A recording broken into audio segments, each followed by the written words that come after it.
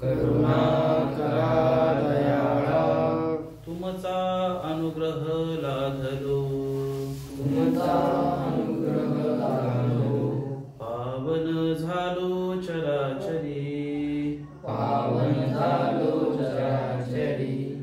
मी कला कुसरी काहीच नेने, मी कला कुसरी काहीच नेने. बोलतो वचने अति भाविका, बोलतो वचने अति भाविका. एका जनार्दनी तुमचा दास, एका जनार्दनी तुमचा दास. त्याची आस पुरवावी, त्याची आस पुरवावी. तुमचा अनुग्रह लाधलो, तुमचा अनुग्रह लाधलो. पावन झालो चराचरी, पावन झालो चराचरी. ज्ञानेश्वर महाराज की जय. ज्ञानेश्वर महाराज की जय.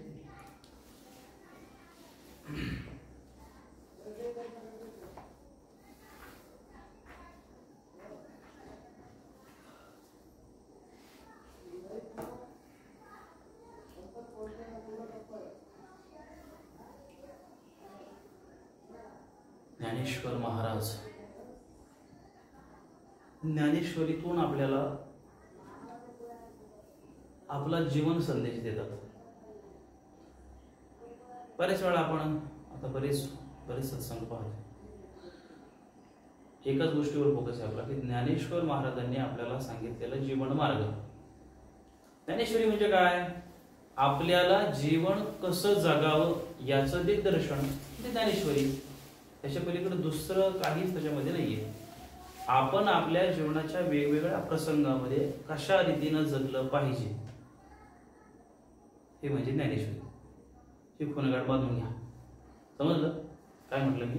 आपण आपल्या जीवनातल्या वेगवेगळ्या प्रसंगामध्ये कसं जगलं पाहिजे याची उत्तर कशामध्ये आहेत? ती ज्याच्यामध्ये आहे ती म्हणजे ज्ञानेश्वरी. अर्जुनाच्या निमित्तानं आपल्याला जीवन संदेश दिला तो ज्ञानेश्वर माऊली. परत ज्ञानेश्वर माऊलीने जो जीवन संदेश दिला तो असा नाही की बाबा चमत्कारिक दृष्ट्या त्यांनी समाजाचा अभ्यास केला. ज्ञानेश्वर महाराजांना अवतारी म्हटलं जातं, सखा विष्णूचा अवतार. ज्ञानेश्वर महाराजांना विष्णूचा अवतार म्हटलं. लोपले ज्ञान जगी हितने ती कोणी. पुढे काय म्हणतो आपण? अवतार पांडुरंग नाम ठेविले ज्ञानी आरती ज्ञान राजा महाकैवल्य तेजा सेविती साधू संत म्हणू वेधला माझा आरती ज्ञान राजा. पाठ आहे आपली, त्यातला अर्थ कधी करून घेतला का? लोपले ज्ञान जगी. जगामध्ये ज्ञानाचा लोप झाला. कारण त्यावेळेची परिस्थिती तपासा तुम्ही. 700-750 वर्षापूर्वीची ज्ञानेश्वरीचे इतिहास. इस्लामिक आक्रमण खूप आहे. 1200-1400 वर्षाचा इतिहास आहे आक्रमणांचा भारतीय संस्कृतीवरती. आलं लक्षात? द्वापार युगामध्ये सांगितलेली भगवद्गीता गुरु शिष्य परंपरेनं येन प्रकाराने भारतामध्ये वेगवेगळ्या पंथ संप्रदायांच्या परंपरेनं भारतामध्ये ते तत्वज्ञान प्रसारित होतं. पण नंतर जो 1400-1200 वर्षाचा इतिहास जर आपण आता पाहिला इथून मागचा, खूप आक्रमणं झालेली आहेत. त्या आक्रमणामध्ये माणसं जी आहेत ह्या वैदिक परंपरेला विसरायला लागले. लोपले ज्ञानजगी. बरं, संस्कृत भाषा परकीयांचं आक्रमण झाल्यामुळं एकतर शिक्षण जे आहे ते पुढे संक्रमित होण्याचा जो पातळी म्हणा किंवा जो क्रम आहे, वारंवारता आहे, ती कमी झाली. त्यामुळं पुढे गेलं नाही. आणि मुळात त्यावेळेचा जातीयवाद काही विशिष्ट घटकानं ते ज्ञान आपल्या पुरतं मर्यादित ठेवलं. मला समजले, मी दुसऱ्यांना सांगणार नाही. दुसऱ्याला सांगितले, दुसरे शहाणे झाले तर माझी किंमत काय? लक्षात येते? माणसं आपल्याकडे हातचा ठेवतात का? कारण मी जर दुसऱ्याला सांगितलं माझी व्हॅल्यू राहणार नाही. आणि या आकसापोटी जी ज्ञानी मंडळी होती, अर्थात त्यांना ज्ञानी म्हणता येत नाही, त्यांना स्वार्थी म्हणता येईल, फार फार अहंकारी म्हणता येईल, की त्यांनी जनसामान्यांना ते सांगितलं नाही. संस्कृत भाषा तशीच झाली. तुकोबाऱ्यांचा अभंग आहे, कुणबियाचे वंशी घातले ऋषिकेशी, संस्कृत भाषा आम्हागैसी. जे गुह्य तत्वज्ञान आहे किंवा जीवनातलं जे काही विज्ञान आहे त्याला संस्कृत भाषेमध्ये आहे, पण ती जनसामान्यांना संस्कृत भाषाच माहिती नाही. आता तरी माहिती आहे का आपल्याला? फार फार वाचता येऊ शकते, पण त्यातलं मर्म माहिती आहे का? गीता आपल्याला वाचता येते, पण त्यातला व्याकरणाच्या दृष्टिकोनातून आपल्याला अर्थ समजेल का? साधं गणपतीचा स्तोत्र आपल्याला पाठ आहे, वक्रतुंड महाकाय सूर्यकोटी समप्रभ निर्विघ्नं कुरु मे देव सर्व कार्येषु सर्वदा. अर्थ माहित नाहीये का? संस्कृत मध्ये आहे, त्यातल्या व्याकरणातल्या नियमानुसार अर्थ माहित नाही. ही आत्ता परिस्थिती आहे, 700 वर्षापूर्वी तशीच होती. जनसामान्यांमध्ये एक तर वेगवेगळे आक्रमण, दुसरा मुद्दा हुशार वर्गानं, ज्ञानी म्हणता येत नाही त्यांना, मला ज्ञानी म्हणू वाटत नाही. हुशार व्यक्तींनी काय केलं, ते त्यांना मिळालेलं ज्ञान स्वतःपुरतच राखून ठेवलं. त्याच्यामुळं लोपले ज्ञान जगी. लोपलं म्हणजे काय? मावळणं, अंधकार येणं, झाकून राहणं. लोपणे म्हणजे झाकून राहणं. जनसामान्यांच्या समोर आलं नाही, त्यांना त्या ज्ञानाची प्राप्ती झाली नाही. हितनेन ती कोणी, आणि ते ज्ञान झाकल्यामुळं स्वतःच हित कशामध्ये आहे याचा मार्ग कुणालाच मिळाला नाही. अशा कालखंडामध्ये ज्ञानेश्वर महाराजांनी आपली नाथपंथाची परंपरा, एक गुरु एक शिष्य परंपरा अशी आहे, ती थोडी बाजूला ठेवली. बाजूला ठेवली म्हणजे तिला त्यागली नाही. नाथपंथाचे ज्ञानेश्वर महाराजांच्या नंतर पुढचे शिष्य आहेत, फक्त ते आपल्याला इतिहासातून प्रकट नाही, पुढे माहीत नाहीत, आपण अभ्यासले नाहीयेत.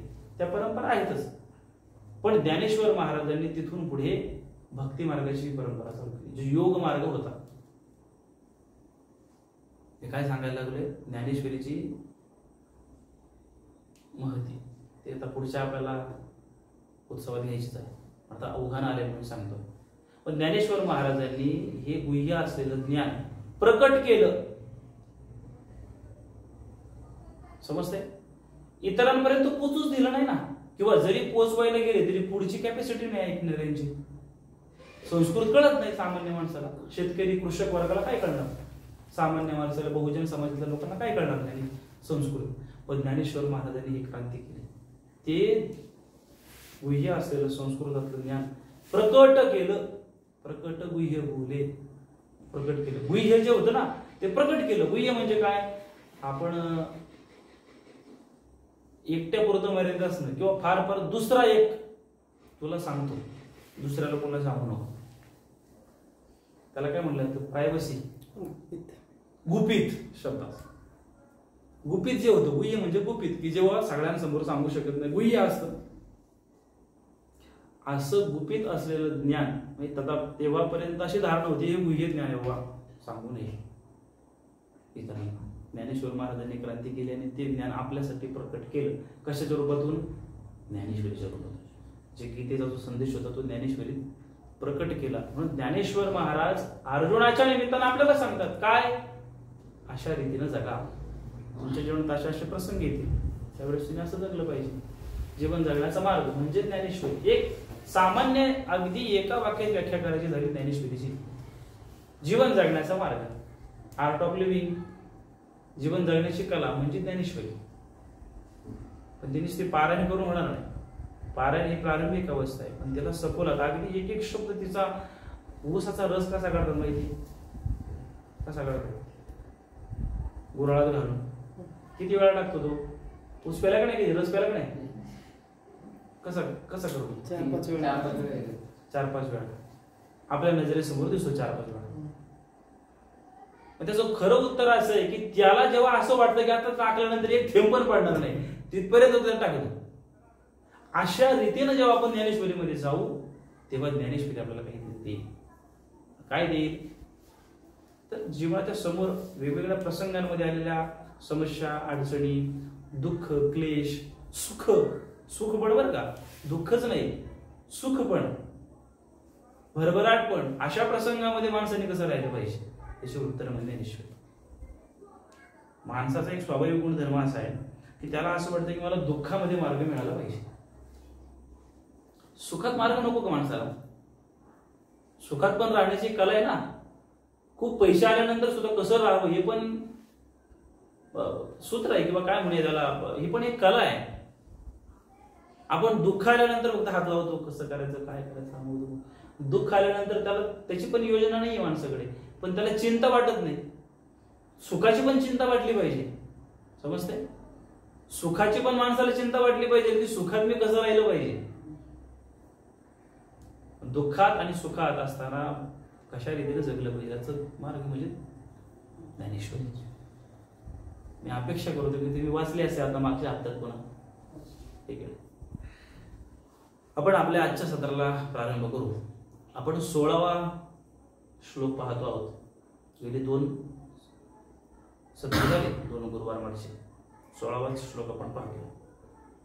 नासतो विद्यते भावो नाभावो विद्यते सतः उभयोरपि दृष्टो अंतस्त्वनयोस्तत्वदर्शिभिः.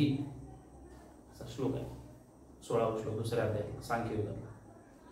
काय त्याचा अर्थ आहे? जे असत भौतिक शरीर आहे ते चिरकाल टिकू शकत नाही, परंतु जे सत म्हणजे आत्मस्वरूप आहे ते कधीही नाश होत नाही, ते कधीही बदलत नाही.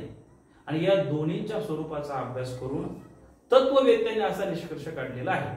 तो काय आहे तो पुढच्या श्लोकात येईल. परंतु तत्पूर्वी आपल्याला हे तपासायचंय की जे शरीर आहे ते काय आहे? नाशवान आहे ना. बोला की जरा, शरीर काय आहे? नाशवान आहे, म्हणजे असत आहे. आणि जे सत्य स्वरूप आहे, जो आत्मस्वरूप आहे, की जोपर्यंत अजून आपल्याला त्याची ओळख झालेली नाही, पण शास्त्रावर विश्वास ठेवायचा आहे. आता कोणी म्हणेल मला माझा नाही विश्वास. कशावरून आत्मा आहे? हे शरीर म्हणजेच देह आहे. चार्वाकासारखं. चार्वाक माहिती का? चार्वाक एक शास्त्र आहे, नास्तिकांचं शास्त्र आहे. चला आता एक विषय आला म्हणून तुम्हाला सांगू जातो. आस्तिक आणि नास्तिक असे 2 शब्द ऐकलेत कधी तुम्ही? ठीक आहे. आस्तिक म्हणजे काय? जसा देवावर विश्वास आहे तो आस्तिक. आणि नास्तिक म्हणजे काय? बरोबर. पण हाच मोठा भ्रम आहे. तुमचा भ्रम मी आज दूर करतो. आस्तिक आणि नास्तिक हे देवाला मान्य न मानण्यावरती नाहीये, हे वेद तत्वज्ञानाला मान्य न मानण्यावरती आहे. जो वेद तत्वज्ञानाला मानतो तो आस्तिक, आणि जो वेदांना मानत नाही तो नास्तिक, अशी व्याख्या आहे. परंतु जनसामान्यामध्ये असा एक प्रभाव पाहत गेला की देवावर विश्वास म्हणजे काय? नीतिमूल्यांवरती विश्वास, आचार धर्माची जी सूत्र आहेत त्यांच्यावरती विश्वास. म्हणजे आता अजून सोपं करून सांगू का? आपल्या सनातन वैदिक हिंदू धर्म संस्कृतीनुसार कर्माला मानलं जातं, पुनर्जन्म आणि कर्म. ओके, कर्मफळाला मानलं जातं. आपल्या जीवनात जे जे काही निर्माण होतं त्याला कारण काय? कर्म आहे की नाही? हे जो मानत नाही तो नास्तिक, कारण ही वेदांची आज्ञा आहे. कर्मगती, पुनर्जन्म मानत नाही तो नास्तिक. ह्या 2 गोष्टी जो मानतो तो आस्तिक. ह्याच्यामध्ये आता असंख्य पुढची शास्त्र पुराण, म्हणजे जो गीता मानत नाही तो कोण झाला? आस्तिकच झाला. जो वेद पुराण मान्य करत नाही तो नास्तिक झाला. समजते तुम्हाला मी काय म्हणतो? ह्याच्यामध्ये बौद्ध मत येतं. बौद्ध मत वेदांना स्वीकारत नाही, त्यांची एक वेगळी फिलॉसॉफी राहते. तशी चार्वाकाची एक फिलॉसॉफी, चार्वाकाचं एक तत्वज्ञान आहे, चार्वाकाचं एक शास्त्र म्हणूया त्याला आपण. त्या चार्वाकाचं एक बरेच त्याचा तो सूत्र बरेच वेगवेगळी, त्याचं एक प्रसिद्ध एक प्रमाण आहे त्याचं.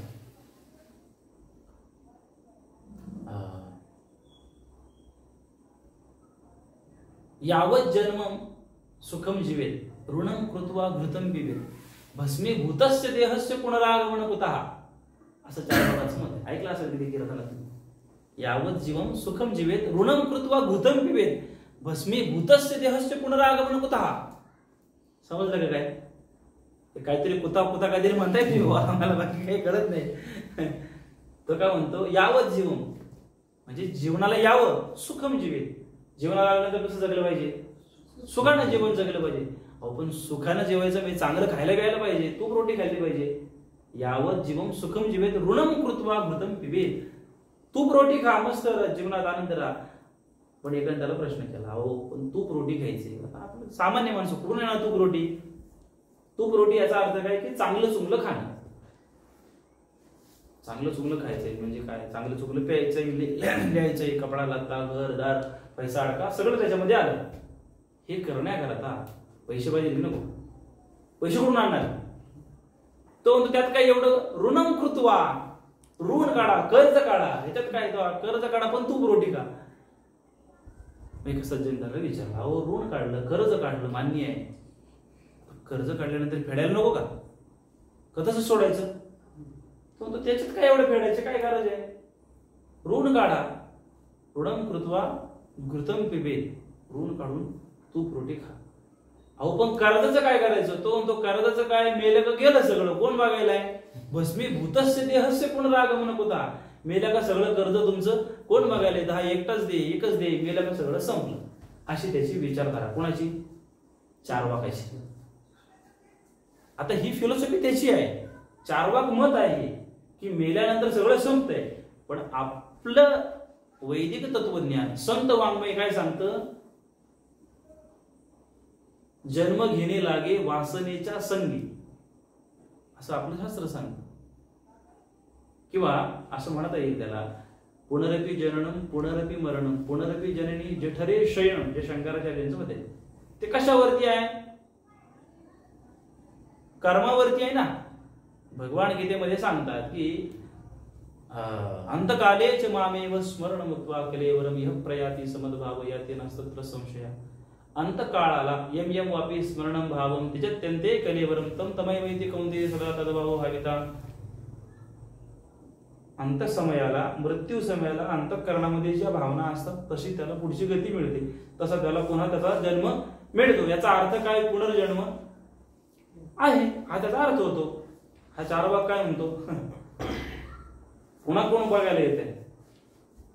ही जी सूत्र आहेत हे तत्वज्ञान आहे, हा तत्वज्ञानाचा भेद आहे. चार्वाकाचं मत की आस्तिक आणि नास्तिक याच्यावर आपण बोलत होतो, लक्षात ठेवा बरं. ते विषयांतर झालं का मुळाकडे जाता येत नाही आपल्याला, मग शाखा विस्तारत जातात. तर देवाला मान्य न मान्यवर आस्तिकता नास्तिकता आहे, पण प्रमुख त्याचा जो स्रोत आहे तो वेद तत्वज्ञानाला मान्य न मान्यवरती. का समजली ही एक नवीन गोष्ट तर समजली असं मला की वेद तत्वज्ञान म्हणजे काय, जे जे आपण पुराणातून कथा ऐकतोय, उपनिषदातल्या, प्रवचन कीर्तनातून ज्या आपण तात्विक गोष्टी ऐकतो त्या वेदांमधल्याच आहेत. बरं, त्या वेदांचे वेगवेगळे भाग आहेत, मंत्र आहे, आरण्यक आहे, ब्राह्मणक आहे, कर्मकांड, बरंच काय काय आहे. तितकी आपल्याकडे बुद्धी नाही, तितका वेळ पण नाही. आपल्याला ज्ञानेश्वर सोपं सांगितलं तिकडे जायचं, उगाच अवघड कशाला जायचं. सांगायचा मुद्दा काय होता आपला की ज्ञानेश्वर महाराजांनी लोपली ज्ञानजगी ते प्रकट करून आपल्यासाठी सांगितलं काय, ज्ञानेश्वरीमध्ये. मग त्या ज्ञानेश्वरीचा आपण आश्रय करतो आहोत. असत आणि सत, शरीर जे आहे ते असत आहे, चिरकाळ टिकणार नाही, परंतु आत्मा जो आहे, जीवात्मा जो आहे तो कधीही बदलत नाही. हे वाक्य इतकं सामान्य नाही, कधीही बदलत नाही याचा अर्थ काय. मग त्याच्यात एक लक्षात घ्या, कधीही बदलत नाही याचा अर्थ त्याचा कुठेतरी प्रारंभ झाला असेल ना. पण इथं वाक्य काय, तो कधीही बदलत नाही. ज्या अर्थी बदलत नाही त्या अर्थी त्याचा जन्म पण नाही, तो बदलतच नाही म्हणजे तो सनातन आहे, नित्य आहे, त्याच्यापासूनच सगळं तयार होतंय. आपण जितक्या हलक्यामध्ये घेतोय या वाक्याला तितकी ती हलकी नाही घेत. समजते, गोंधळ होतोय का. ज्ञानेश्वर महाराजांकडे जाऊया आपण, ते आपल्याला सोपं करून सांगितलं. पण त्याच्या अगोदर अवघड समजून घ्यायचंय की भौतिक शरीर हे चिरकाळ टिकू शकत नाही. ते टिकू शकत नाही म्हणजे काय होतं, त्याचा नाश होऊ शकतो. त्याचा नाश होऊ शकतो म्हणजे त्याची निर्मिती पुन्हा होऊ शकते. कारण ज्ञानेश्वर महाराजांचं पुढे मत आहे एक, काय आहे मत, ते म्हणतात की उपजेते नाशे, नाशे नाशिले पुनरपि दिसे, हे घटिका यंत्र जैसे परिभ्रमे का. घड्याळाचा काटा असतो, घटिका यंत्र म्हणजे काय, घड्याळ, परिभ्रमे का म्हणजे फिरतं. 12 वाजले, 12च्या ठिकाणी तिन्ही काटे एकत्र झाले, मग ते पुन्हा फिरतात फिरतात फिरतात आणि पुन्हा कुठे येतात, पुन्हा 12 वर येतात. म्हणजे एकदा 12 वर आल्यानंतर पुन्हा 12 वर येणार नाही का, वारंवार येणार, तेवढ्या सर्कल मध्ये सारखं फिरत राहणार.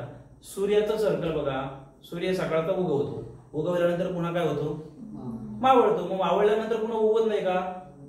म्हणजे ज्या अर्थी उगवतो त्या अर्थी तो मावळतोय, आणि ज्या अर्थी मावळतोय त्या अर्थी तो पुन्हा उगवणार. असं आज सगळ्या जगामध्ये झालेलं नाहीये सृष्टी निर्मितीपासून, की सूर्य उगवल्याने मावळायचा राहून गेलाय किंवा मावळल्यानंतर उगवलंच नाही, असं झालंय का. हे परिभ्रमे का, हे जसं चक्र आहे. किंवा मागच्या वेळेस आपण पाहिलं होतं की सुख दुःख सहन करता आली पाहिजे. कशी, उन्हाळा पावसाळा हिवाळा हे जे ऋतू आहेत ते वारंवार येणारच आहेत, त्याच्यानुसार हे सुख दुःख येणारच आहेत, म्हणून शिकली पाहिजे. मुद्दा काय चाललाय आपला, चिरकाल टिकू शकत नाही भौतिक शरीर. नासतो विद्यते भावो ना भावो विद्यते स्वतः. तसं शरीर चिरकाळ टिकू शकत नाही, याचा अर्थ काय होते, ते नाश पावतं. ज्या ते नाश पावतं त्या अर्थी ते निर्माण होतं. पण आत्म्याच्या संबंधाने बोलताना काय म्हणतात, आणि जे सत जीवात्मा जो आहे तो कधीही बदलत नाही. तर संस्कृतचा त्यांनी ट्रान्सलेट करून सांगितलं की उभयोरपी दृष्टो अंतस्त्वनयोस्तत्वदर्शिभिः, तो कधीही बदलत नाही, तो कधीही बदलत नाही. या वाक्याचा दुसरा अर्थ काय समजतंय का, मी काय सांगतोय तुम्हाला,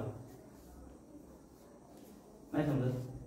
पहिलं काय सांगितलं, शरीर नाश पावणार आहे, चिरकाळ टिकू शकत नाही, याचा अर्थ काय, ते नाश पावतं. नाश पावतं याचा अर्थ काय, ते पुन्हा जन्माला येतं, पुन्हा निर्माण होतं, पुन्हा नाश पावतं. सूर्य उगवतो पुन्हा मावळतो, उगवतो मावळतो, मावळतो उगवतो, हे सारखंच चक्र चालू आहे की ना. शरीराचं तसं आहे, हे मरणार, पुन्हा दुसऱ्या शरीरात जन्म येणार, पुन्हा त्या शरीरातलं कर्म भोगून पुन्हा ते मरणार, पुन्हा जगणार. हे शरीराच्या बाबतीत झालं. पण आत्म्याच्या बाबतीत सांगताना ते काय सांगतात की ते कधीही बदलत नाही. बदलत नाही म्हणजे त्याची निर्मितीच नाहीये, आणि निर्मिती नाही म्हणजे त्याचा शेवट पण नाहीये. समजते का, आपण कोण आहोत, हे अजन्म आहोत. सच्चित आनंद स्वरूप म्हटलं ना भगवंताला. आपल्या आत्म्याचं स्वरूप कसं आहे, सच्चित आनंद. सत म्हणजे सत्य, चित चिरकाल सतत असणार आनंद स्वरूप. तिथे दुःखाला वाटा नाहीये, आनंदाला सापेक्ष शब्द नाहीये. समजते, सुखाला सापेक्ष शब्द आहे काय, दुःख. सुखाच्या विरुद्ध दुःख आहे. झोपेच्या विरुद्ध जागणं, बसण्याच्या विरुद्ध उठणं. नाही, प्रत्येक गोष्ट जी आहे ती सापेक्षत्वानं आहे. कशाच्या तरी अनुपलब्धीप्रमाणे त्याला शास्त्रात म्हटलं जातं की कोणाच्या तरी अनुपस्थितीमुळे कोणाची तरी उपस्थिती कळते, किंवा कोणाच्या तरी उपस्थितीमुळे कोणाची तरी अनुपस्थिती कळते. थोडीशी वैदिक भाषा ही मी सांगायला काय लागलोय. आनंद आपलं स्वरूप कसं आहे, सच्चित आनंद. आनंदाला सापेक्षता काय, दुःख सुखाला झालं ना, सुखाच्या विरुद्ध दुःख आहे. आनंदाच्या विरुद्ध काय आहे, आनंदाच्या विरुद्ध काहीच नाहीये, अनुपमेय आहे ते, त्याला उपमा देता येत नाही दुसरी. त्या स्वरूपाला तो कशासारखा आहे याच्या म्हणजे त्याला उपमा नाही. भगवंत कोणासारखा आहे, अजून भक्ती मार्गाच्या बघू आपण.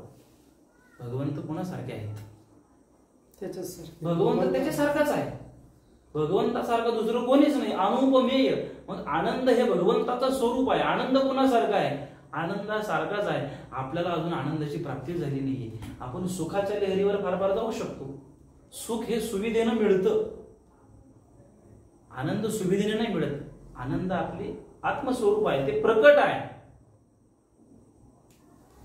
अजून जीव थोडं सोपं. मागच्या वेळेस आपण त्या शेवाळाचं उदाहरण बघितलं.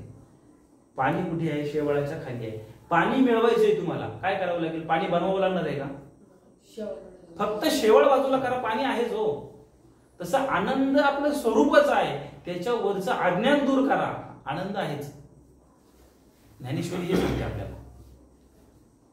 आपण तो शब्द शोधतोय कुठला, जीवात्मा आत्मस्वरूप जे तो बदलत नाही. याचा अर्थ त्याचा जन्म नाहीये, त्याचा मृत्यू पण नाहीये. ते आपलं आत्मस्वरूप आहे. आता हे ऐकायला आपल्याला असं वाटतं काहीतरी काल्पनिक चाललंय, ह्याच्यावर विश्वास बसत नाही जवळजवळ लवकर माणसाचा. कारण काय? कारण त्या झाडावर नाही बसलो आपण झाडाच्या खाली बसलो आहोत. ज्ञानेश्वर महाराज झाडावर बसलेले आहेत, तिथून ते सांगतात आणि ते आपल्याला सांगतात, असं हात देतात, वरती आहे, झाडावरती आहे, मग तुला कळेल. आणि तो हात म्हणजे ज्ञानेश्वरी. आता सोपा आहे.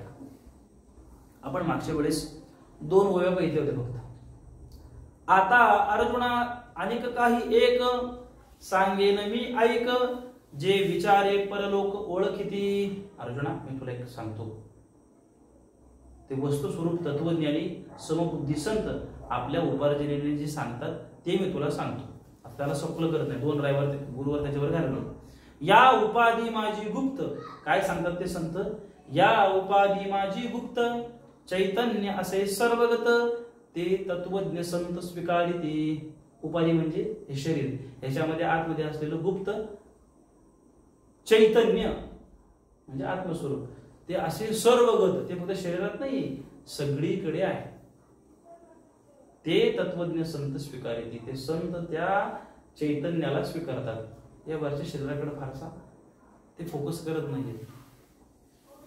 त्याच्यावर मागच्या वेळेस आपण बोललो होतो की आपल्याला काय वाटतं की बाबा हे शरीर म्हणजेच मी आहे, हा माझ्यापासून वेगळा आहे, ही माझ्यापासून वेगळी आहे, हे पुस्तक माझ्यापासून वेगळं आहे, हे जग माझ्यापासून वेगळं आहे, असं का वाटतं?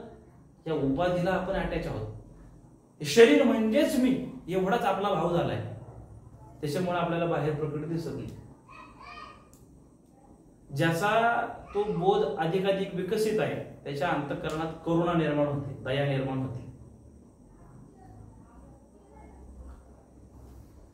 दुसऱ्या जीवाला हानी करू नये, दुसऱ्याचं दया कळते ना, दया म्हणजे आपल्याकडनं हिंसा टाळणं, दुसऱ्याला त्रास नाही, दुसऱ्याला त्रास झाला नाही पाहिजे अशी जी वृत्ती तयार होते तिला काय म्हटलं जातं? दया. का? कारण आपल्या संवेदना आपण त्याच्याशी अटॅच करतो. अरे मला जर लागलं तर किती दुखत, त्याला पण नाही दुखलं पाहिजे. म्हणजे कुठंतरी तो त्या बोधावर यायला लागला की तो आपल्यासारखा त्याला समजतोय, मी म्हणजेच तो, हे अंतर खूप दूर आहे पण तो माझ्यासारखाच आहे, या बोधावर जरी आला तरी त्याच्या अंतःकरणात दया निर्माण होते, करुणा निर्माण होते. समजते तुम्हाला? रस्त्याने चाललेला आहात आणि बेडूक आला, तुम्ही विनाकारण त्याला त्रास देता का? पण एखादा जर त्याची बुद्धी विकसित नाहीये, तो बळजबरीने त्याच्या अंगावर गाडी घालतो. अशी आहेत माणसं. कुत्रा चाललेला आहे रस्त्याने, विनाकारण तुम्ही त्याला खडा माराल, काठी माराल, विनाकारण काही कराल का? तुम्ही काय म्हणाल, ते बसलाय कोपऱ्याला, साईडला बसलाय, काय त्याला उठवायची गरज आहे? त्याच्यापासून आपल्याला काही त्रास आहे का? नाही. पण काही काही खोडील असत, खोडकर नाही म्हणतात त्यांना, त्यांच्या पुढशी त्यांना शब्द द्यावा लागेल काहीतरी. त्याला बळजबरीने काठी मारेल, बळजबरीने त्याची काहीतरी दगड मारेल. तो त्या बोधापर्यंत गेलेला नाही की किमान त्याच्यामध्ये पण एक आत्मस्वरूप आहे. भगवत भक्ताची पुढे लक्षणं सांगताना गीतेमध्ये म्हटलं जातं की शुनी स्वपाकेच पंडित हा समदर्शना. ज्ञानी त्याला म्हटलं जातं जो हत्तीत, गाढवात, घोड्यात, कुत्र्यात, सगळ्या जीवजंतूमध्ये, शत्रूमध्ये मध्ये, चांडाळामध्ये पण तो भगवंताला पाहतो.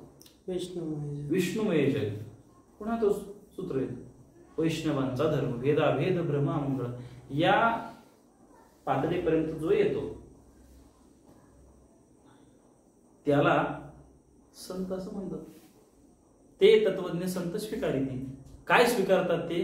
की या शरीराच्या आतमध्ये काय आहे? बोला की काय आहे? आत्मस्वरूप आहे. पण ते कुठे शरीरात आहे का? ते कुठे आहे? सगळीकडे आहे.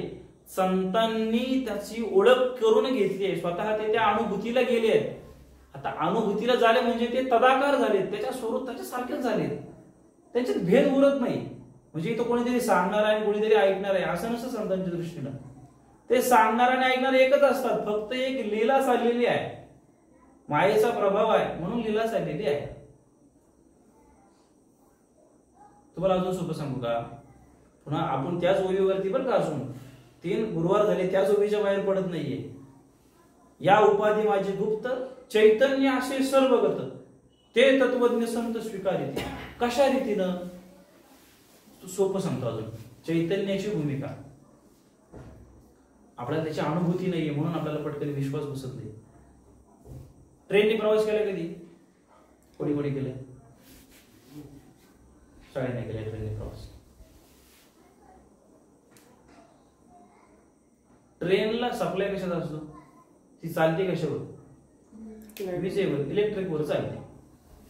इलेक्ट्रिकवर ते चालते. मग ती लोणावळ्या स्टेशनवर निघाले, त्या पुण्याला जायचं. मग किती किलो वीज भरून घेते ती गाडी इंजिन मध्ये? किती किलो वॅट काय ते काय होते? चालू लागते. तिला सप्लाय कुठून भेटतो? वरतून. ती वायर कशी आहे? अखंड आहे ना, ती खंडित नाही आहे कुठे. म्हणजे वीज काय आहे? ती अखंड आहे. ती कुठे थांबलेली अशी तुटक आहे का? अखंड आहे. पण ती अखंड ऊर्जा आहे. ती बस ट्रेन तिथून निघाली का पुण्यापर्यंत काय जिथपर्यंत ती स्टेशन आहे तिची लाईन टाकलेली आहे तिथपर्यंत ती ट्रेन जाऊ शकते. तिच्याकडे ती जीवन ऊर्जा आहे. समजलं ट्रेनचं उदाहरण? ट्रेन हे शरीर आहे आणि ती ऊर्जा सगळीकडेच आहे ना, ती सगळीकडे चालते. समजण्यासाठी काय, तसं हे शरीर आहे, हे आपलं चालतंय. जोपर्यंत ती कांडी आहे ना, कांडी ती त्या वायरला कनेक्ट आहे तोपर्यंत ती ट्रेन चालते. ज्या क्षणाला ती कांडी खाली येते वरच ते कनेक्ट आहे त्याचं, त्या क्षणाला ती ट्रेन पुढे जाईल का? नाही ना. तसं आपलं शरीर आहे. आपल्याला असं वाटतंय की आपल्या आतमध्ये जी ऊर्जा शक्ती आहे ती ऊर्जा शक्ती सगळीकडे आहे.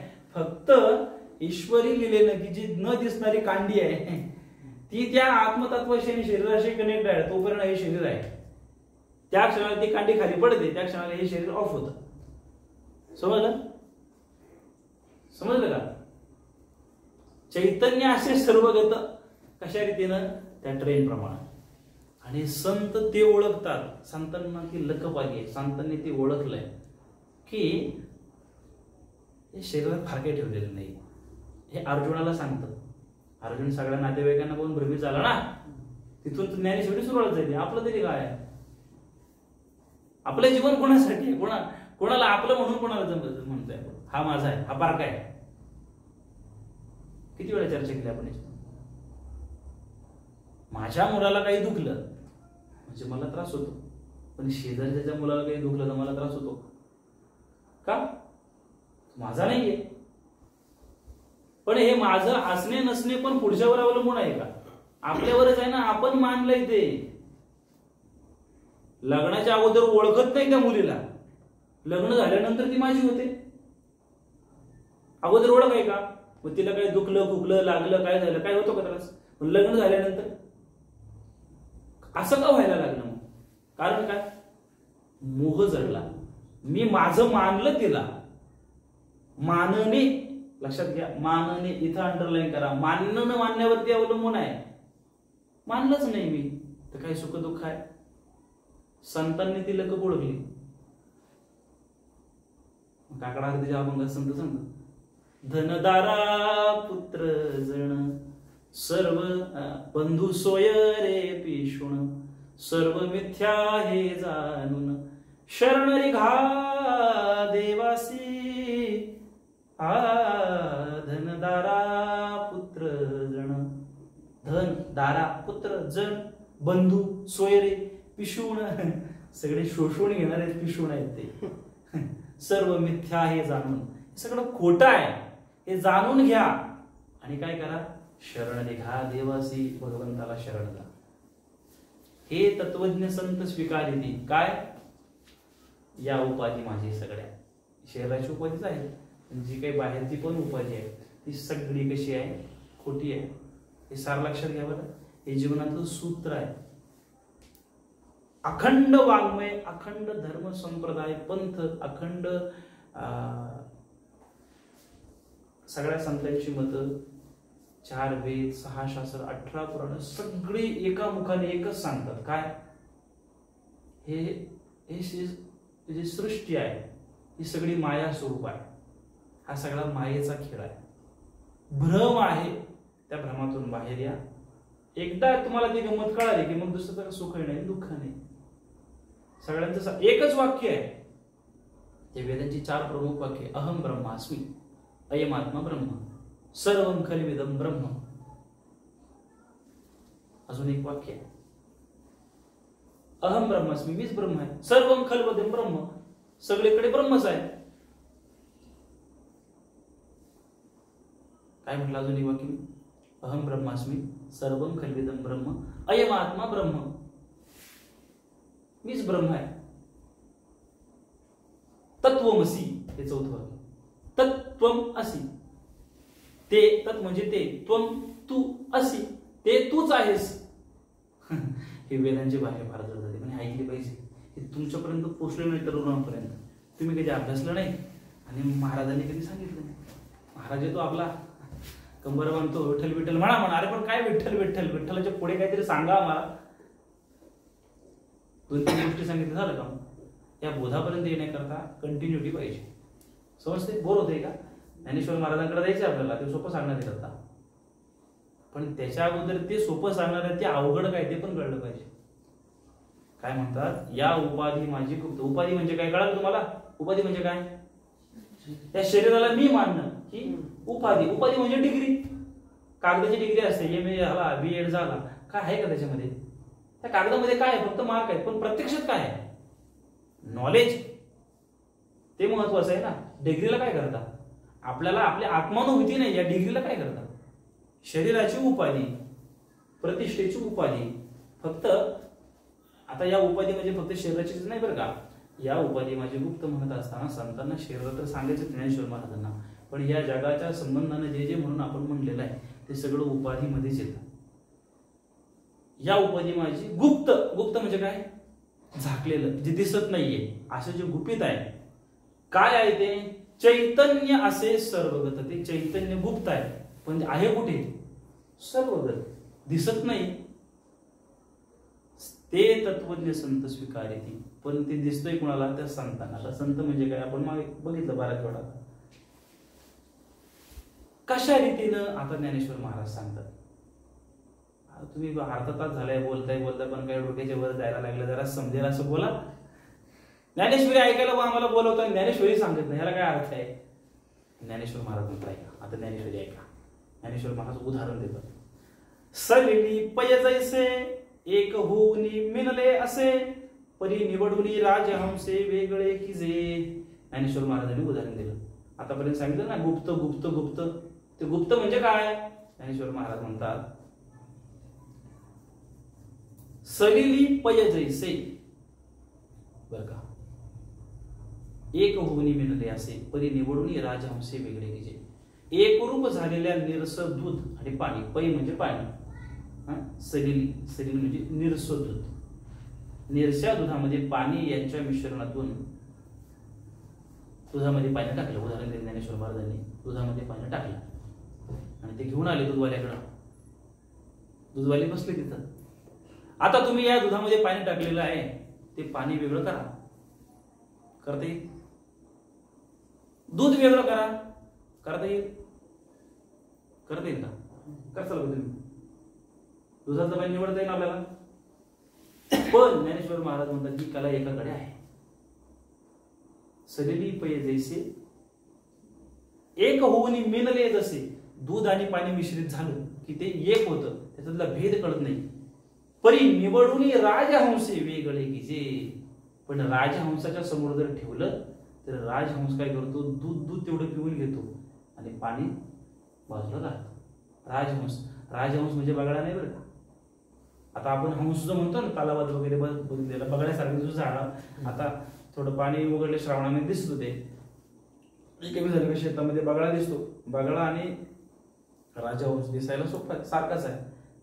बगळा आणि राजहंस दिसायला सारखाच आहे, पण त्यांचा भेद कुठे आहे? त्यांच्या वृत्तीवरती, त्यांच्या गुणांवरती कळून येईल.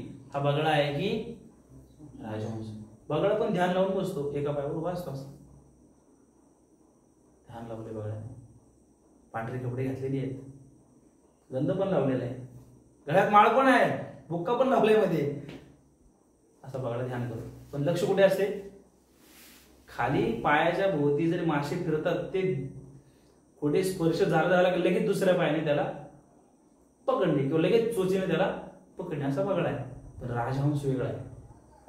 राजहंस अशा डबक्यात नाही पडत. राजहंस हा दूध आणि पाणी याच्यातून दूध निवडण्याची त्याच्याकडे एक कला आहे. तो दूध निवडतो.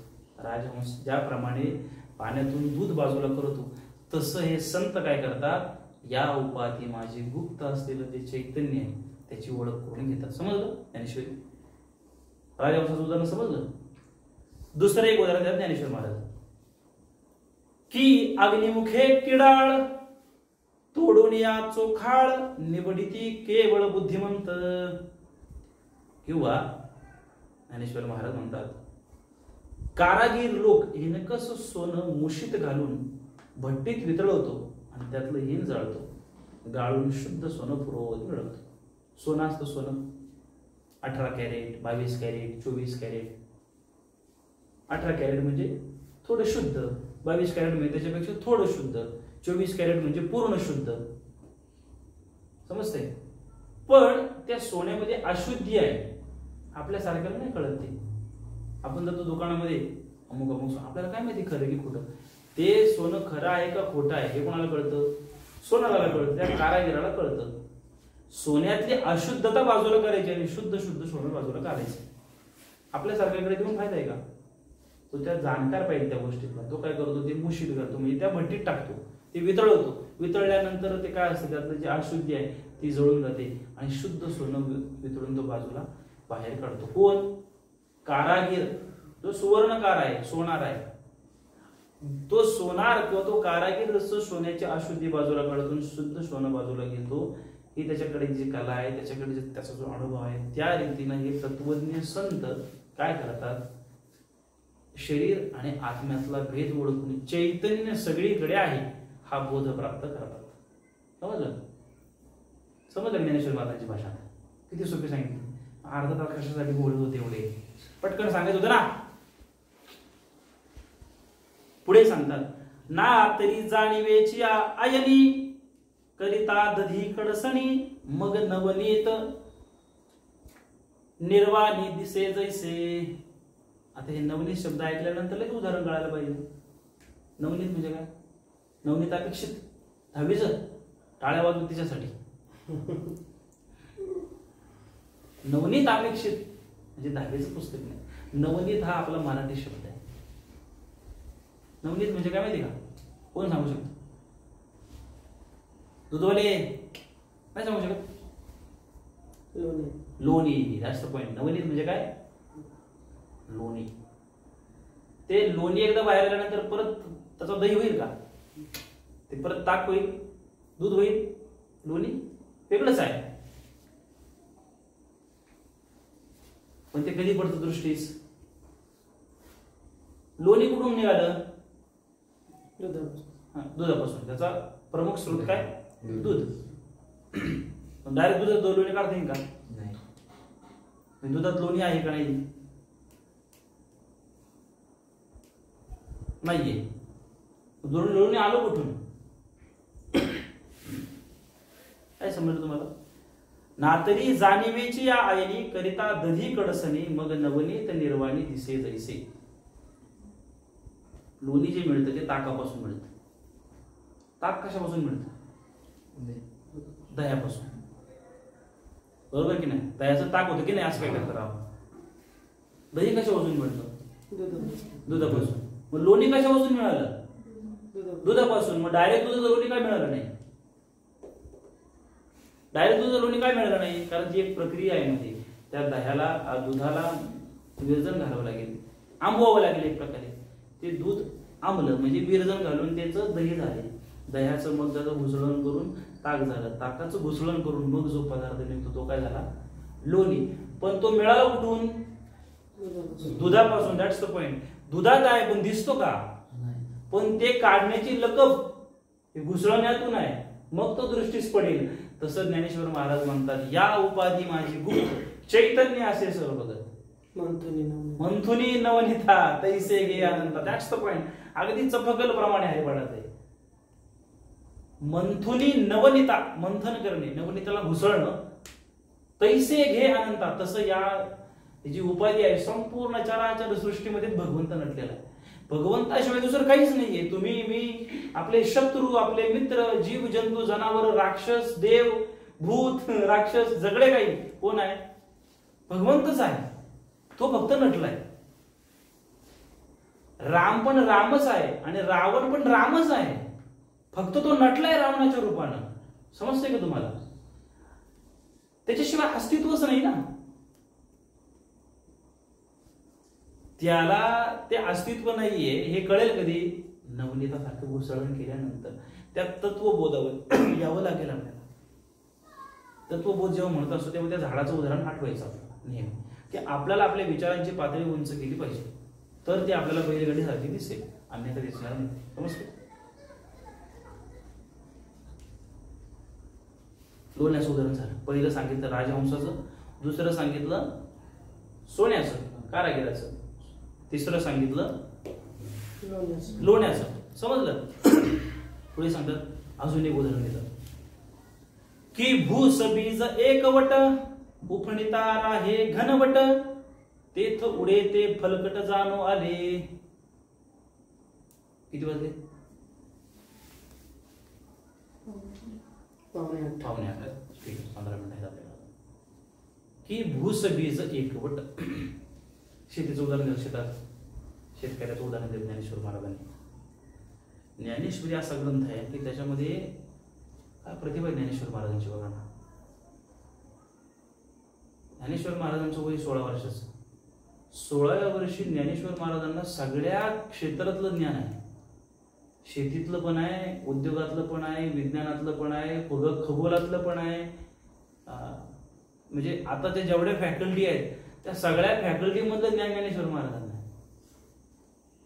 ते ब्रह्मचर्य असून सुद्धा स्त्री पुरुषाच्या संबंधानं पण त्यांना ज्ञान आहे. केवढी प्रतिभा आहे. उपजताचं ज्ञानी नाही का? उपजता ज्ञानी असं म्हटलं जातं. पण मला असं कधी कधी वाटतं उपजता ज्ञान आहे, परंतु मग त्यांच्या प्रतिभा शक्तीला डाग लागेल. जरा असं त्यांना, आता हा एक चिंतनाचा मुद्दा ठरलेला, म्हणजे ही श्रद्धा आहे आपली वारकऱ्यांची सगळ्यांची, की संतांना आपण अवतारी मानला. उपजताच ज्ञान म्हणजे काही ते अवतारीच आहे की नाही? तिकडे लक्ष द्या बरं, फार महत्वाचा मुद्दा बोलतोय. हे ज्ञानेश्वरी मधलंच आहे.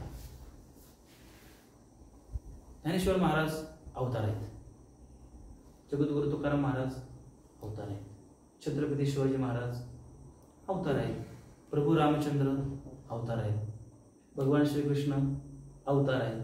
म्हणजेच काय अवतार म्हणजे काय? त्यांच्याकडे दिव्य शक्ती, म्हणजे पूर्वजन्माची दिव्य शक्ती घेऊन जन्माला आले, असा त्याचा अर्थ होतो. पण असं जर आपण मानलं केवळ अवतार म्हणून, मग संतांनी लिहिलेले काही अभंग आहेत ते चुकीचे ठरावं लागतील. तुकाराम महाराजांचा एक अभंग आहे, आयुष्याच्या साधने सच्चिदानंद पदवी घेणे, नाही का? धन्य आम्ही जन्म आलो, दास विठोबाचे झालो. आयुष्याच्या साधने सच्चिदानंद पदवी घेणे, तुका म्हणे पावटणी करू स्वर्गाची निशाण्याचा एक अभंग. काय म्हणतात ते? आयुष्य जे मिळाले आपल्याला, त्या आयुष्य रूपी भांडवलातून तुम्ही सच्चित आनंद रूपी पदवीपर्यंत जाऊ शकता.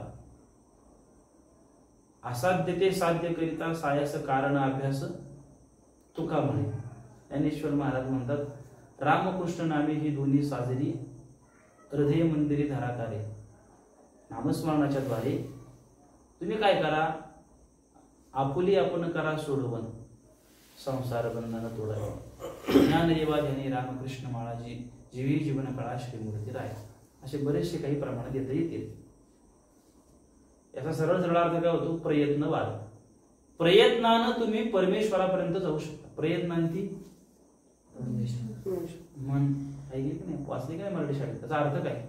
प्रयत्नांती परमेश्वर म्हणजे काय? प्रयत्नांच्या शेवटी परमेश्वर असं त्याचा अर्थ आहे की नाही? म्हणजे प्रयत्नांनी तुम्ही परमेश्वर पण प्राप्त करू शकता. हे जर आपल्या संस्कृतीचं सांगणं आहे. मग जर आपण संतांना केवळ अवतारी मानलं तर मग त्यांच्या प्रयत्नांवरती, त्यांच्या प्रतिभेवरती शंका येत नाही का?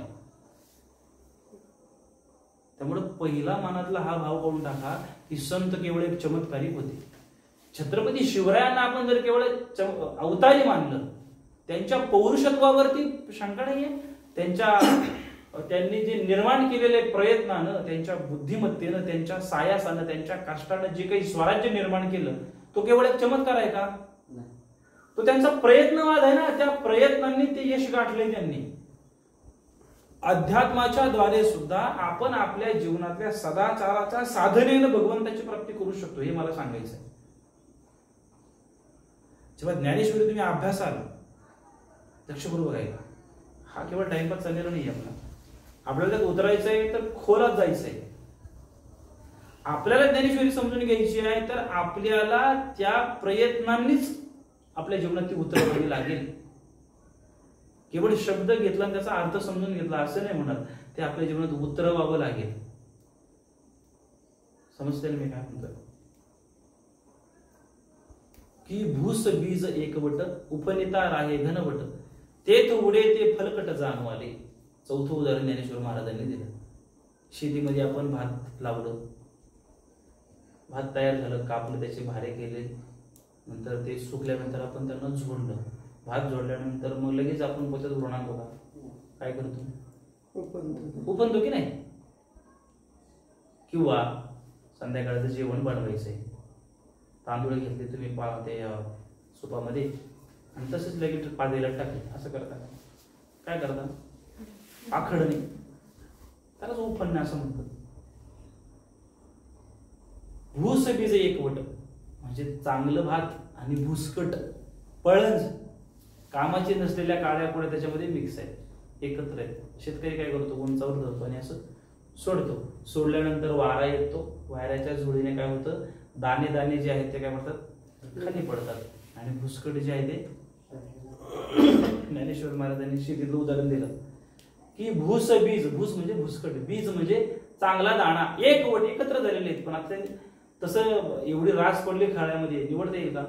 मग त्याला एक टेक्निक आहे, काय? उफनिता आहे घनवट. उफनावं लागेल, पाकडावं लागेल, वरून हवेच्या जोतावर सोडावं लागेल, दाणे दाणे पडतील. घनवट म्हणजे काय? घन म्हणजे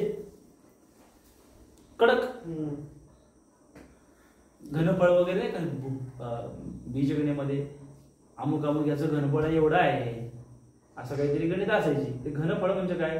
त्याचा आकारमान, त्याचा स्थायू रूप त्याचं एक प्रकारे. पाण्याचं जसं घन स्वरूप काय होतं? पाण्याचं द्रव रूप म्हणजे जे स्वरूप आहे पाण्याचं ते. पण त्याला जर फ्रीज मध्ये ठेवलं तर ते काय होतं? बर्फ होतो, घन रूप. ठीक आहे ना? ते घन म्हणजे काय? कडक टणक मूळ स्वरूप, किंवा त्याला म्हणूया आपण मुख्य स्वरूप त्या धान्याचं. उपनिता राही घनवट तेथ उडे ते फलकट जाणू आले. धान्य आणि भूस एकत्र आहेत, परंतु ते वेगवेगळे कधी होतील? कधी होतील? लक्ष कुठे तुझं? धान्य आणि भुसकट एकत्र आहे, ते वेगवेगळं करायचंय. काय करावं लागेल? वाऱ्यावर उपनावं लागेल की नाही? उपनल्यानंतर ते आपल्याला कळेल की हे धान्य आणि हे भुसकट आहे. ते तत्वज्ञ संत स्वीकारिती. संत त्या रीतीनं, जसं धान्य आपण वेगळं करतो, संत या फुसकट हे जे शरीर आहे आणि जो आत्मस्वरूप घनवट असलेलं जे धान्य आहे याला वेगळं करतात. कशानं? ही जी उपन्याची प्रक्रिया आहे तीच प्रक्रिया ज्ञान मार्ग, योग मार्ग, भक्ती मार्ग, कर्म मार्गाच्या द्वारे ते उफणतात आणि स्वतःच्या आत्मस्वरूपाला प्राप्ती करून घेतात. हे त्याचं गमक आहे. तैसे विचारता निरसले. आता ही 4 उदाहरणं दिली की नाही? पहिलं दिलं कशाच दिलं? राजहंसाचं दिलं. दुसरं दिलं सोन्याचं दिलं. तिसरं दिलं लोण्याचं दिलं. आणि चौथं दिलं धान्याचं दिलं. हे 4 उदाहरणाचं, त्या 4 उदाहरणाच्या द्वारे जसं यातला भेद वेगळा केला जातो. तैसे विचारता निरसले ते प्रपंचू सहजे सांडवले मग तत्वता तत्व उरले ज्ञानी यांसी. याप्रमाणे या 4 गोष्टींच्या प्रमाणे विचार केला असता नाम रूपात्मक लटक्या प्रपंचाच्या द्वैताचे निरसन होते. अशा प्रपंचाचा ज्ञानी पुरुषांकडून सहज त्याग होतो. मग परमार्थी ज्ञात्याला एक तत्व ब्रह्म उरतं. समजलं? वाक्य मोठे आहे, एवढं ऐकून आपण थांबवतो. या 4 गोष्टींच्या उदाहरणाप्रमाणे विचार केला असता नाम रूपात्मक लटक्या प्रपंचाचा, हा जो प्रपंच आपल्याला दिसतोय तो 2 स्वरूपाने दिसतोय, एक नाम आणि रूप. रूप आहे, ओळखणार कसं काय नाम नसल्यावर? हा कोण आहे? विजय आहे. ते नामच नसेल तर ओळखणार काय त्याला? हे शरीर आहे, शरीर पण हे नामच आहे ना. हा देह आहे, देह म्हणजे नामच आहे की नाही. कुठल्याही गोष्टीचं दिग्दर्शन करायचं असेल तर नाम आणि रूप दोनच गोष्टींना प्रकट होतं. केवळ नाम असून प्रकट होत नाही आणि केवळ रूप असून प्रकट होत नाही. समजतंय का तुम्हाला? ही सगळी माया आहे ती नाम आणि रूप या दोनच गोष्टी नाही. नाम आणि रूप, नाम रूपात्मक लटक्या प्रपंचाचा ऐका तैसे विचारता निरसले ते प्रपंच सहजे सांडवले मग तत्वता तत्व उरले ज्ञानी यांसी. याप्रमाणे विचार केला असता नाम रूपात्मक लटक्या प्रपंचाच्या द्वैताचे निरसन होते. द्वैत म्हणजे काय? माझं तुझं, खरं खोटं, लाभ हानी, सुख दुःख, ऊन वारा, द्वंद्व आहे की नाही. द्वैत एक आणि दोन, द्वैत म्हणजे दोन, एक आणि दोन. म्हणजे मी आणि देवापासून म्हणजे देव आणि मी वेगळा आहे. हे काय झालं? भेदभाव. ठीक आहे. मी आणि देव वेगळा आहे असंच आपण मानतो की नाही. पण ज्ञानेश्वर महाराज तेच सांगतात. त्या संतांनी काय ओळखलं? तत्वज्ञ संतांनी की या उपाधीमध्ये चैतन्य आहे, तेच परमात्मा स्वरूप, ते एकच आहे. पण आपण त्याला नाम रूपाने वेगळं मानतो, वेगळं जाणतोय अजूनही. पण या चार गोष्टींचा जर विचार केला तर आपल्याला कळून येईल काय? तर या प्रपंचाच्या द्वैताचं निरसन होईल. म्हणजे हा द्वैत भाव जो आहे तो निघून जाईल. म्हणजे भगवंताने मी वेगळा आहे हा भाव निघून जाईल. देव कुठे दुसरीकडे नाहीये, तो भाव निघून जाईल. आणि काय होईल? अशा प्रपंचाचा जो द्वैत भाव विरहित आहे अशा प्रपंचाचा ज्ञानी पुरुषांकडून सहज त्याग होतो. एकदा कळालं की धान्य टाकल्यानंतर हे भुसकट आहे, त्याला घ्याल का तुम्ही? एकदा कळालं की आता या दुधामध्ये पाणी मिक्स आहे, घ्याल का तुम्ही? एकदा कळालं की या सोन्यामध्ये हे किडाळ आहे म्हणजे हिनकस आहे, हे शुद्ध नाही, घ्याल का तुम्ही? एकदा कळालं की या लोणी जे आहे ते ताकापासून वेगळं आहे, बरं ताक घ्याल का तुम्ही? लोणी मिळाल्यानंतर ताक कोण विचारेल? तसं एकदा कळालं की आता ही सगळी माया आहे, हे सगळंच खोटं आहे, घ्याल खोट्याला? मग काय घ्याल? जे खरं आहे ते. मग काय खरं आहे? आत्मस्वरूपात जे चैतन्य आहे ते सर्वत्र आहे. मग कशाचं सुख आणि कशाचं दुःख, कशाची लाभ आणि कशाची हानी, कशाचा मान आणि कशाचा अपमान. एकदा कळालं की तुम्ही शरीर नाही आहात, तुम्ही कोण आहात? एक आत्मस्वरूप आहात. तुम्हाला शिव्या दिल्यानंतर दुःख होईल. शिव्या कशाला दिल्यात लोकांनी? शरीराला पाहून. तुम्हाला तर कळालं की ही शिवी शरीराला दिली आहे, दुःख आहे का? तर कोणीतरी हार घालतो, वा तुम्ही फार चांगलं प्रवचन करता. अरे पण हार तुम्ही त्या शरीराला घातलं, पण तो करणार आहे त्याला माहिती की मी शरीर नाहीये, त्याला सुख होईल हाराचं. समजली गंमत? ज्ञानेश्वरी इतकं सोपं सांगते आपल्याला, फक्त समजून घेतात. पण हे कुणाला समजेल? या चार रीतीनं जे ज्ञानेश्वर महाराजांनी म्हटलं असा जो विचार करेल अशा प्रपंचाच्या ज्ञानी पुरुषांकडून वस्तूच्या अशा प्रपंचाच्या ज्ञानी पुरुषांकडून सहज त्याग होतो. एकदा कळालं की हे खोट आहे मग त्याला आपण घेत नाही. लहान मुलांची नोट असते आपली, ते भारतीय रिझर्व्ह बँक काय बच्चों का बँक असं काहीतरी असतं, ते डिक्टोची खरी नोट आहे तशीच असते पण ती खोटी असते. पण लहान मुलांना माहिती का? ते त्यासाठी रडतं, ते म्हणा माझे पैसे मला पाहिजेच. आणि दुकानात घेऊन गेला, दुकानावर मला चॉकलेट द्या, देईल का दुकानदार? का? ती खोटी आहे, ती दुकानदाराला माहिती आहे पण त्या मुलाला माहिती आहे का? ते हट्ट करेल मला पाहिजेच. त्या मुलासारखी आपली दाराच आहे. आपण या संसारात तुम्ही मी सगळे चालूयात. हे बोलणं जितकं सोपं आहे तितकं जगणं फार कठीण. आपण काय करतोय? या लाटक्या प्रपंचातून सुख मिळवण्यासाठी प्रयत्न करतोय. म्हणजे काय करतोय? आपल्याला असं वाटतंय आपण जे जे काही करतोय त्या करण्यानं आपल्याला सुख शांती समाधान मिळावं. कुणाकडे मागतोय आपण? ती भगवंताकडे. एक कल्पना करा, आपल्या या सगळ्या प्रक्रियेतून ज्या संसारातल्या प्रक्रिया आहेत, अध्यात्मातल्या प्रक्रिया सोडून ज्या संसारातल्या सुख कामण्याच्या ज्या प्रक्रिया आहेत त्याच्यातून आपण त्या भगवंताकडे ती नोट देतोय आणि त्याला सांगतोय की तू मला अमुक अमुक दे. ती नोट कशी आहे? खोटी आहे. तो आपल्याला देईल का? नाही देणार. त्याला खरी नोट द्यावी लागेल. खरी नोट कुठली आहे? अंतःकरणातल्या भावशुद्धीची. भावशुद्धी जितकी प्युरिटी आपल्यात असेल तितका भगवंत प्रसन्न आहे. भगवंत प्रसन्न होईल म्हणजे असं तो आकाशातून नाही येणार, आतलाच जो आत्मा आहे तो आपल्या त्या सगळ्या प्रक्रियेनं संतुष्ट होईल. आता याला पण विस्तारित करता येईल फार. किती वाजले मला सांग बरं.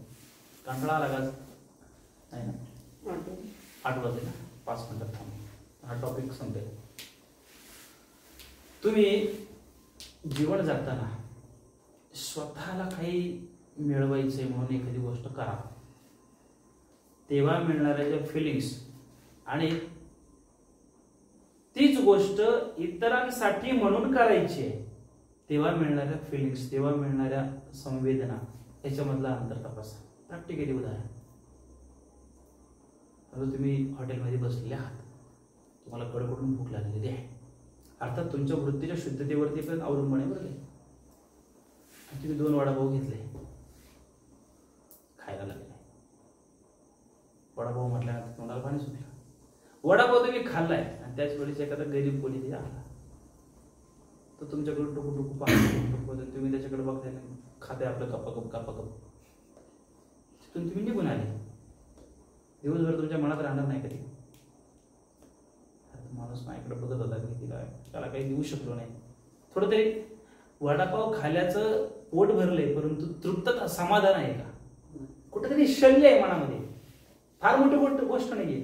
पण त्याच वेळेस समजा तुम्ही 2 वडापाव खाताय, तुम्हाला माहिती 2 आहेत माझ्याकडे, आता माझ्याकडे पैसे पण नाही, पण मी त्याला अर्धा वडापाव 1 वडापाव देऊ शकतो माझ्यातला, आणि तुम्ही ते खाताय, तुम्ही त्याला बघितलं, तुम्ही त्यातला 1 वडापाव तुम्ही त्याला दिला, त्याने तो घेतला, त्याने तुम्हाला थँक्यू नाही म्हटलं, काय नाही म्हटलं, काय नाही, तुम्ही कोणी घ्यायचा तो, तुम्ही 1 वडापाव खाल्ले, पाणी वगैरे पिले आणि निघून आले.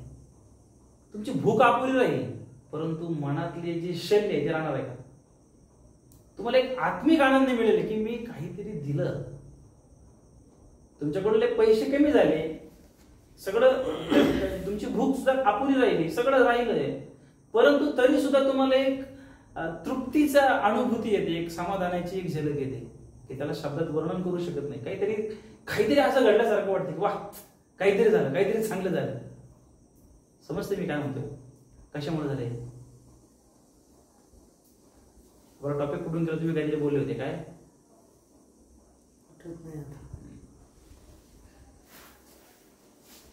तैसे विचारता निरसले ते प्रपंच सहजे सांडवले, मग तत्वता तत्व भरले ज्ञानी असे. म्हणजे एकदा आपल्याला हे समजलं की हे सगळं लटकं आहे, जेव्हा आपण केवळ माझ्यासाठी करतोय तेव्हा येणारा फील, आणि जेव्हा मी दुसऱ्या कुणासाठी सेवा भावनेनं करतो तेव्हा येणारा फील हा वेगळा आहे. एकदा ज्ञानी माणसाला कळलं की हे सगळं लटकच आहे, तो सुख दुःख या द्वंद्वाच्या पलीकडे येईल, आणि द्वंद्वाच्या पलीकडे आले की त्याला मान नाही, अपमान नाही, सुख नाही, दुःख नाही, लाभ नाही. लक्षात येते?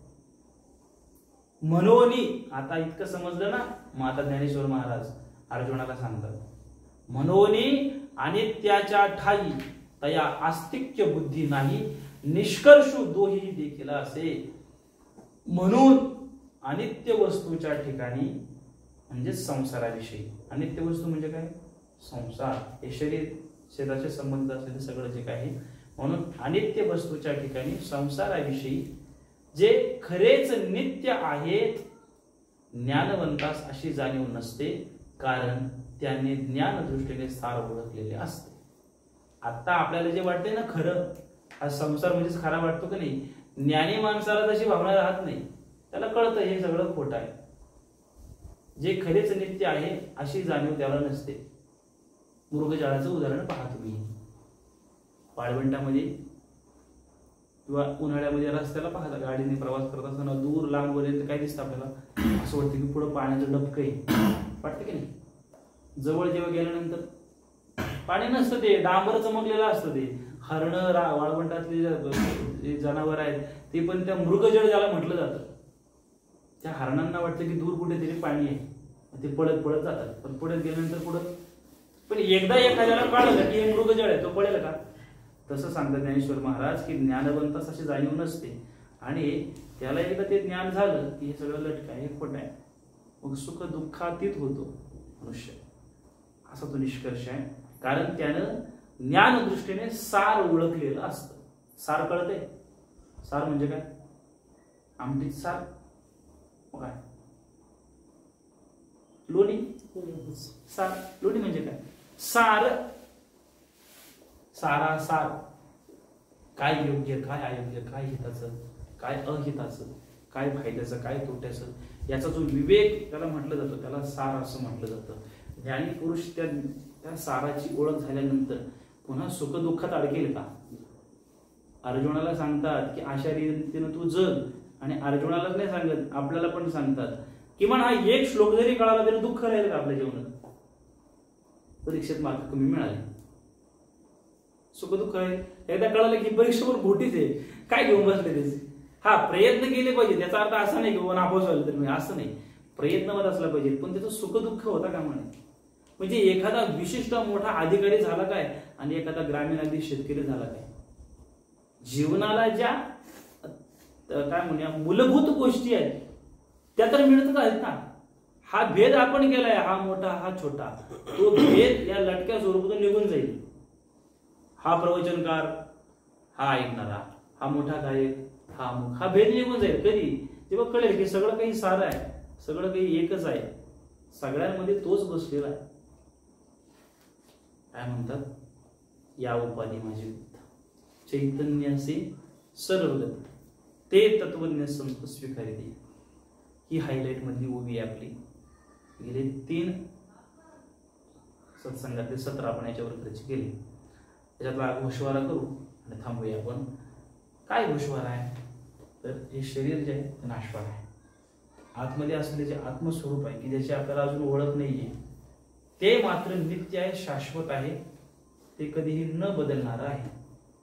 आणि एकदा का आपल्याला हे कळालं त्या संतांच्या प्रमाणे की हा भेद आहे, हे शरीर आणि आत्मा हे 2 वेगळे पार्ट आहेत, मग शरीराचा मोह राहणार नाही. आणि शरीराचा मोह राहणार नाही, मग शरीराच्या संबंधाने ज्या काही गोष्टी घडतात त्याचा मोह राहणार नाही. त्याचा मोह राहणार नाही म्हणजे त्याच्याबद्दलचं सुख दुःख राहणार नाही. सुख दुःख राहणार नाही म्हणजे अस्वस्थता राहणार नाही. अस्वस्थता राहणार नाही म्हणजे स्वस्थता राहणार. स्वस्थता म्हणजेच निश्चिंतता, म्हणजेच शांतता, म्हणजेच निरपेक्षता, म्हणजेच आनंद स्वरूप. आणि आनंदाला दुसरा सापेक्ष शब्द नाही, ते आपलं मूळ स्वरूप आहे. हे सगळं या अशा प्रक्रियेनं घडेल. म्हणून आजचं सत्र आपण थांबू. किमान इतका तरी बोध झाला की या भ्रमाला बाहेर यायला पाहिजे. तर काही प्रश्न कोणाला नाही? प्रश्न कधी पडतील माहितीये? जेव्हा तुम्ही वाचाल. तुम्ही वाचतच नाही या तर प्रश्न पडले असते, खाजगीत तरी विचारले असते. एक पण जर खाजगीत पण प्रश्न जर चर्चेलाच उभा करत नसेल याचा अर्थ काय? कधी शोधलेलंच नाही. प्रश्न त्यालाच पडतो ज्याला खूप काही समजलंय आणि थोडंफार समजायचं राहिले, अशाला प्रश्न पडतो. ज्याला पूर्ण समजलंय त्याला काही प्रश्न पडत नाही, आणि ज्याला काहीच समजलं नाही त्याला पण प्रश्न पडत नाही. आता या दोन्ही टप्प्यामध्ये तुम्ही कुठे आहात ते तपासून घ्या. पूर्ण समजलं. चला, आनंदानं आपण थोडं पसायदानाचं गायन करू.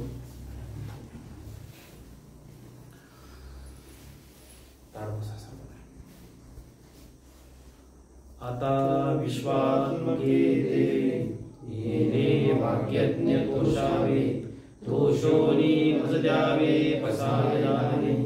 जे काळांची व्यंकटी सांडू, तया सत्कर्मही वाढू. भूता परस्परे पडो मैत्र जीवांचे, दुरितांचे तिमिर जावो. विश्वस्वधर्म सूर्य पाहू, जो जे वांछिल तो ते लाभो. प्राणी जात वर्षत सकळ मंगळी, ईश्वर निष्ठांची मांदियाळी. मनवरता मंडळी भेटतया हुता, चला कल्पतरूंचे आरव. चेतना चिंतामणीचे गाव, बोलते जे अर्णव पियुषांचे. चंद्रमेचे कांचन मार्तंड जे तापहीन, ते सर्वाही सदा सज्जन स्वैरे होतु. किंबहुना सर्व सुखी पूर्ण होनी त्रिलोकी. भजितो आदि पुरुषी अखंडित, आणि ग्रंथोपजीवी विशेषी लोकी. दृष्टादृष्ट विजय होवावेची, एतमणे श्री विश्वेश्वराओ. हा होईल दान पसाओ, येणे वरे ज्ञान देवो सुखिया झाला. येणे वरे ज्ञान देवो सुखिया झाला. येणे वरे ज्ञान देवो सुखिया झाला. हरि ओम. शांती शांती. ज्ञानेश्वर महाराज की